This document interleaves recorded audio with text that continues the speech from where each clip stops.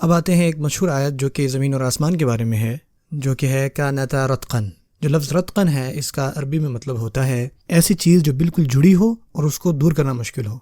ये लफ्ज़ रत्क़ तब भी यूज़ होता है जब माँ के पेट में बच्चा होता है। माँ और बच्चा जो है एक साथ जुड़े हुए होते हैं, और जब वो उसको डिलीवर करती है बच्चे को, तो दूसरा लफ्ज़ वहाँ पे जो यूज़ होता है वो है फ़ताक़ा।